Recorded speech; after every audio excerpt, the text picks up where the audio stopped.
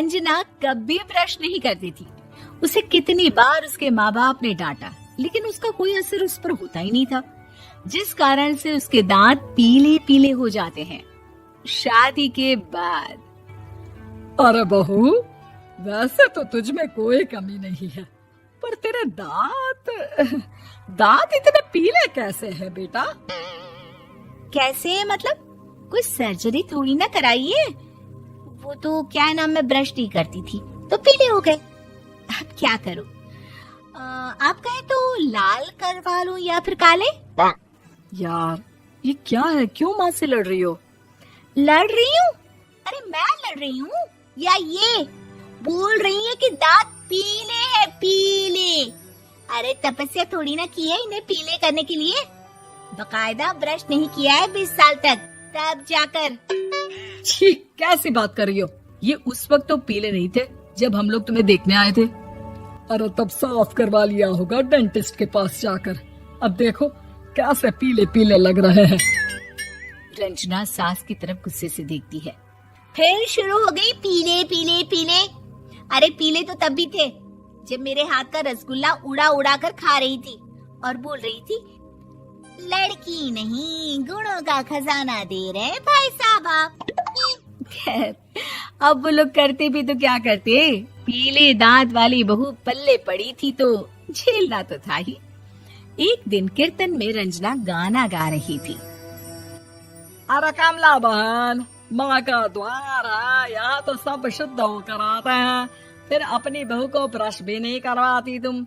दूर से पीले पीले दांत भक्ति में बाधा उत्पन्न कर रहे हैं। अरे कोई 2 साल के बच्चे थोड़ी ना लेकर आई हूँ मैं बहू बनाकर। अच्छी खासी लड़की है, अरे कैसे करवाऊं ब्रश? ये तो उसे खुद करना चाहिए ना। अब माँ बाप तो इसके जैसे तैसे निपटा दिए, ये नहीं सोचा कि सास कैसे संभालेगी। सास बहू को लेकर घर आ जाती है, लेकिन सोच लेती है कि अब इसे लेकर कहीं नहीं जाएगी। अगले रोज बहू कहती है, अरे क्या हो गया, मंदिर नहीं जाना क्या? कीर्तन का वक्त हो रहा है। मेरी मधुर वाणी से कान्हा जी जागते हैं और सोते हैं। आप तो जानती है ना उनकी भक्ति में कितना मन लगता है मेरा। वो क्या है ना, तबीयत ठीक नहीं लग रही है मेरी, आराम करूंगी मैं। तबीयत ठीक नहीं लग रही? अभी तो मिथुन के गाने पर नाच रही थी आप, और अब बोल रही है कि तबीयत ठीक नहीं लग रही। अरे भक्ति में मन लगा लो सासू माँ, ऊपर जाना है, क्या मुंह दिखाओगी आप? हाँ? सास को बहू की बात पर गुस्सा आ जाता है। मैं क्या मुंह दिखाऊंगी, इसकी चिंता तो ना कर, समझी? अपने मुंह की चिंता कर, जो ये पीले पीले दांत लेकर हर जगह पहुंच जाती है। पता है लोग कितना मजाक बनाते हैं। ना जी ना, मैं नहीं जाना कहीं तेरे साथ। तो ये बात है। कोई ना, मत जाओ, मैं अपने कमरे में ही बैठकर भक्ति कर लूंगी। ऊपर वाला दांत थोड़ी ना देखता है, मन देखता है, भावना देखता है। और अरे बस बस, तू सब कुछ दिखा, बस ये सफेद चमकदार दांत ना दिखाना किसी को, है? जा यहाँ से। बहू को सास की बात का कोई फर्क नहीं पड़ता, वो तो जैसी थी वैसी ही रह जाती है। सुबह नहाकर किचन में खाना बनाना, फिर खाना खाना, कीर्तन भजन करना और सो जाना। एक दिन, माँ जी मैं सहेली के घर जा रही हूँ, शाम को लेट आऊंगी। हाँ हाँ तो जाना, मैंने कौन सा तेरी आरती करनी है घर पर बैठकर। रंजना सहेली के घर जाती है, जहाँ वो पार्टी में जाने की तैयारी कर रही होती है। अरे शिखा, कहाँ जाने की तैयारी कर रही है? मैं गलत वक्त पर आ गई क्या?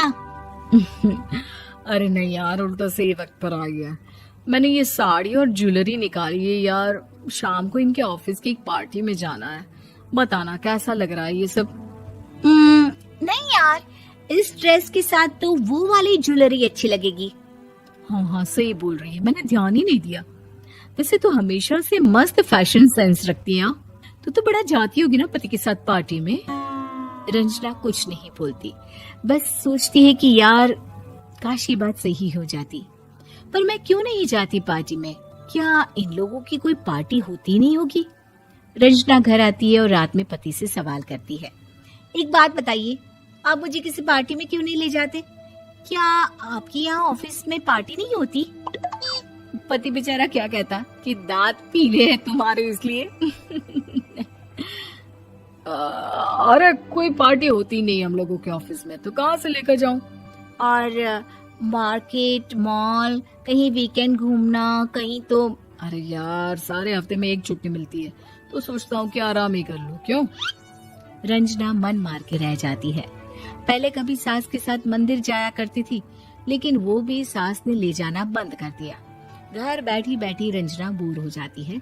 तभी उसे आइडिया आता है और वो मायके जाने का सोचती है। सासू माँ, 2 दिनों के लिए मम्मी के घर जा रही हूँ।